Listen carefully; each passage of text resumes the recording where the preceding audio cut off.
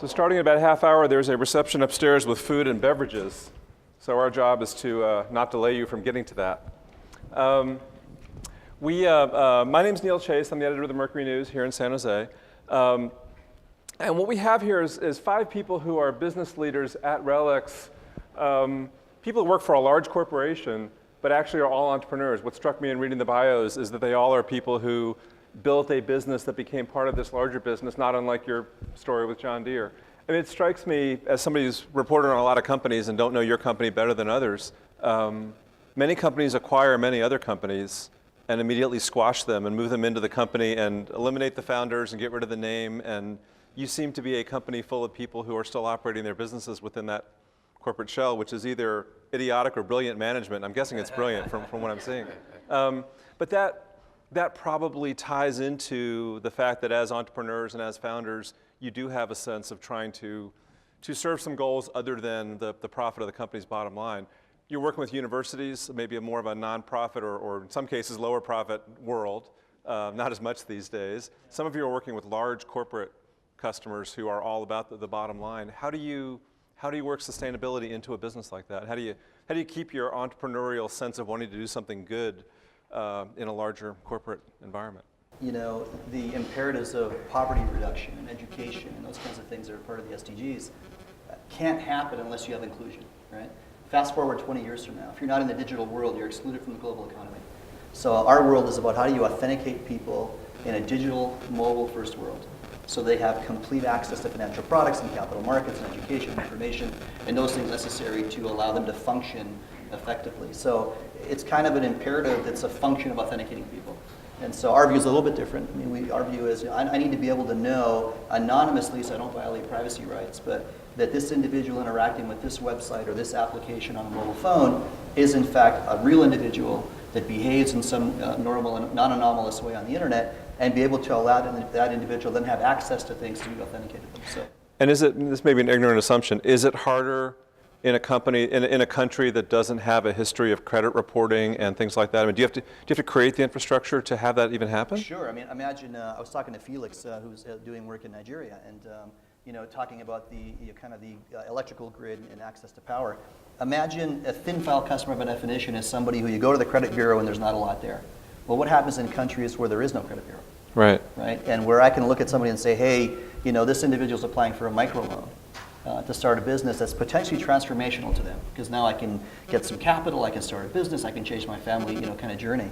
But I have no way of authenticating whether that person's real or not.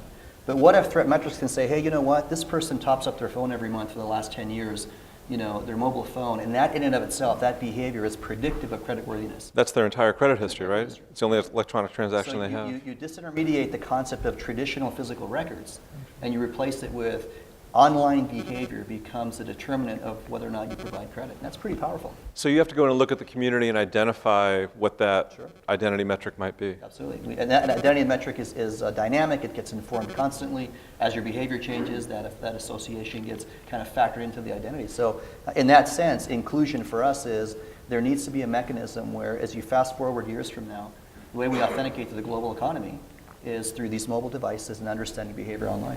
And the way you help your customers is by getting more people authenticated. So it's in your interest to get as many people engaged with the economy as you can. So again, the business is in line with the goals. Yeah. Let me make 2 points. One to your question about sticking around. I think that's really an attribute, it's a tribute to these entrepreneurs, but it's really an attribute of mission-driven businesses, right?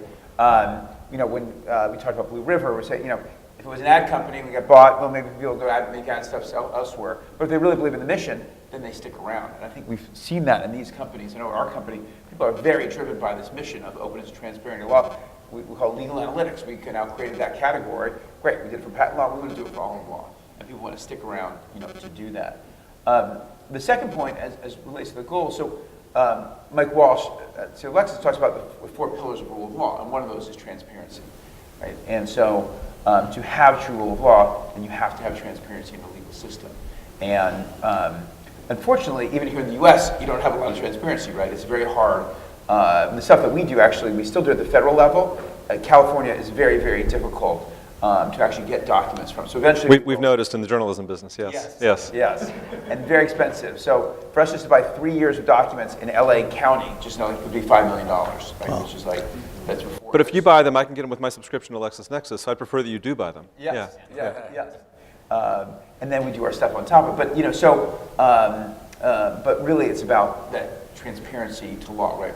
And yes, we do want to do that in California. And so, I mean, obviously, California is a difficult place to get public records, but then you start into the same conversation about identity metrics. You're then, if you're with this company, you're going global. You're looking at countries where there hasn't been a rule of law, or the documentation's not there, or do you sort of take every country and try to evaluate it and figure out how to bring the same thought there? What we do is very in-depth. Like it takes us, you know, kind of 6 to 9 months to launch the next area of law, you know, one subject matter, copyright, trademark. So we're not going international yet. We've had lots of requests, but we have a lot to do here in the U.S. first. Got it. But I'd say, Lexis itself does do a lot of that. They've actually worked on like codifying like law that was sort of in a drawer somewhere and actually publishing the rule of law in for the first time. Like Fiji and Maldives and a bunch of these countries. So okay. There is some interesting stuff that people probably here know more about than I do, but there is some good stuff that happens internationally. Yeah. So actually, maybe to build on that, so one of the things that we did when we started Ravel that was a little bit different is we needed access to case law, which are opinions written by judges. And it turns out it's pretty hard to get access to, and there are companies like Lexis that have a big trove of it, but otherwise it's not really readily available and out there. And so we had to partner with Harvard Law School and digitize their entire case law collection. So wow. We took 40,000 books, put them through a guillotine and a high-speed digital scanner, and then turn that into data that we were able to mine. And the cool thing is, and so, you know, for your earlier question about, you know, sustainability and what that means as a founder, I'd almost say, you know, and I think we could all speak to it as startup founders, actually running a startup isn't sustainable at all, both, neither, for lots of reasons. Good point. Personal health being one of them. Good point. And so actually it's, I think, you know, in joining and being part of a company like RELX, which I was on a call recently, somebody said it was like 400 and something odd years since the company has existed in one form or another, yeah. You can actually be much more sustainable. And so we started with this Harvard case law collection, and I'm working with Danny in the audience here and others. We've been talking to Cuba about doing a similar initiative. So it turns out, if you think it's hard to get case law in the United States, go to Cuba and try to find out where the law sits today. It's super difficult. Wow. So I think providing access like that, already, you know, it helps the rule of law. Without access, without transparency, how can you have law? Wow, fascinating. One of the things we talked about earlier today was storytelling, getting the message out, right? Obviously, there are people in this room who can name every one of the SDGs by number and tell you what they are, and it's a little secret code, right? I'm working on number 16. Most people barely know what they are outside of the group of people who are working on them, and I know there were several million people involved in the original conversations about them, but how do you start to get the word out? This is an information company. You all do it in very different ways. Is there a role for this company in educating people and getting the message out and trying to get people to think about the goals and how they can plug into them? Yeah, I think there is. I mean, I'm one that doesn't know much about SDGs. I mean, this has been an eye-opening day for me. And but like was mentioned, in agriculture, the kinds of things we do in precision agriculture just line up with sustainability goals. It's, you know, nobody wants to conserve water and fertilizer and seed more than the farmer himself. So it makes good business sense. But one thing we do struggle with in agriculture is how to measure sustainability. You know, it's been talked about for 20 years. There's various efforts out there. Every big company's got a sustainability department that at least gets things published into their shareholder communications. But I think in agriculture, for one, we really struggle with what does that mean and how do you create measurable benchmarks. And that is something that we're thinking about. It's something. Is it an education issue? I mean, at some point you decide we're going to take this model and explain that to our customers and see if we can get that to catch on? Yeah, I think so. I think one thing that I've noticed is that the consumer is finally conscious of it, and that, you know, that's what's really starting to propel it in. So your customers' customers now paying attention. That people in the grocery store want to know about where their food came from and are willing to pay a premium for it, and that is starting to really change the behavior of food companies. And and therefore grain buyers and trickles down to the And so farmer. the farmers need more But information from you. We need to create ways to Yeah. become very quantitative about what it is, what are the benchmarks, what are the things that we're measuring. So we've still got a little ways to go there. How do we draw the line between, well, that's over the wall. We don't want to do that as a society. The kind of things you're doing today, well, that's pretty good, but No, it's a good question. Today's okay, day after tomorrow's Yep. not allowable. How do we draw that line and define Sure, it in such a way? sure.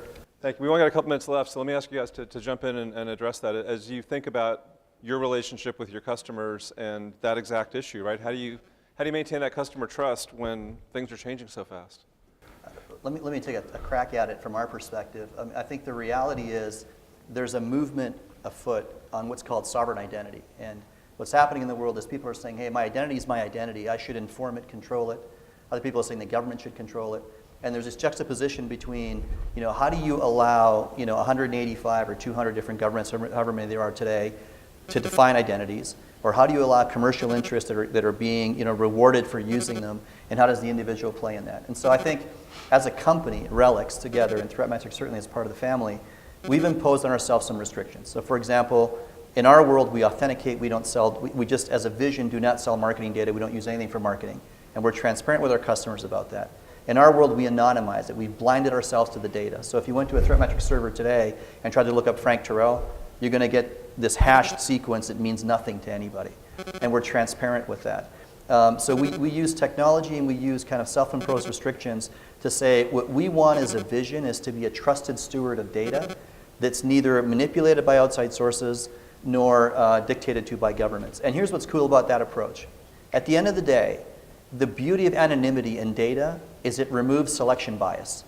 So if somebody comes to me and says, I want to apply for a loan, right, based on their internet behavior, I don't make judgments based on their status, based on their ethnicity, based on their religiosity. I mean, I'm completely impartial to that. I'm simply making a decision, not me, my customer, based on data that informs that credit decision that has no other input to it. And so we view that as a really huge force multiplier in the world because all of a sudden selection biases are gone. You start to level the playing field. And as you get more and more access to technology, as we authenticate more and more people to financial products and information, right, you are this neutral arbiter with no objective other than to provide info. But it's work, and it's self-imposed restrictions, and it's not just contractual restrictions. It's taking the time and energy to literally design a framework where we cannot undo it. We don't know what the data is, right? And then to let people know that you're doing that so they're going to trust you, right? That's right. Well, as you all think about some of the conversations that have happened here today, are there things these conversations have prompted in you about something else to address, a different way for you to think about it, either in your business or personally, or some of you've seen what some of the other folks are talking about around some of these goals. Does it change your thinking at all about what your priorities are, or opportunities that you're missing, or different ways to approach what you do? I have one point on that quickly, Josh. And retention of talent in Silicon Valley and the Bay Area globally is super tough.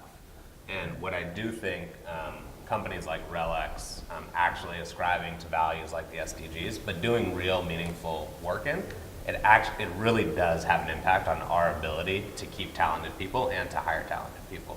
And so Mike Walsh, who Josh mentioned before, is the CEO of LexisNexis. He came right after we were acquired, and the first thing he did was speak to us for an hour about the rule of law. We have all these guys that are being recruited by every company in the Bay Area, and they walked out, guys and girls. I'm sorry, I used that word plurally, but they walked out, and immediately what they said to me is, this actually could be a company we're super excited to work for a while. And so I think there's value in companies espousing these things and actually taking real action to make them happen through their corporate persona and roles, and we feel that. Yeah, I was going to say, I think there's stuff we can do within our businesses, and then there's stuff that we can do as individuals as well, right? So, to your question, yeah, we've been pretty U.S. focused, and this makes me even more directly want to get to the international piece, right? Where we can, as soon as we can do that. But also, so 18 years ago, I founded a group called Full Circle Fund, which is a collective grant-making group, and it was really originally started to get young professionals tied in with the Bay Area needs, right? And one thing we started was something called the Founders Pledge. So pledging 1% of, if we're getting Founders Pledge, 1% of the company stock or some percent of their own stock, to that if there's a liquidity event, sorry, then that would go to to nonprofits, right, to the community, and you can set aside what that is. And so I took that pledge. We did that when we had our event, and we tried to promote that among other founders, and that that could be here in the Bay Area, that could be international. But I'd say that's something that I think was sort of another step in terms of incorporating some of this in as well.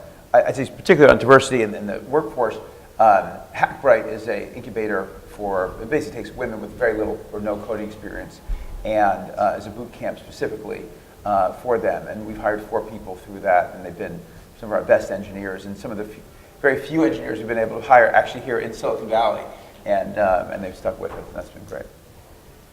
Quick comment for me, it's interesting. You mentioned earlier that maybe goal number 18 should be startups being sustainable and staying alive. When you're a startup, you just haven't got the bandwidth or the resources to do this. One of the things that's interesting about combining into a large global organization, as you guys mentioned, Mark, and in our case, our CEO as well, is to say, look, we now have this broader vision about inclusion and wellness and these things we're doing. Well, great. I think with that, we'll have the last word, and Marcia's going to take us home. Thanks, everybody. Thank you, guys. Thank you.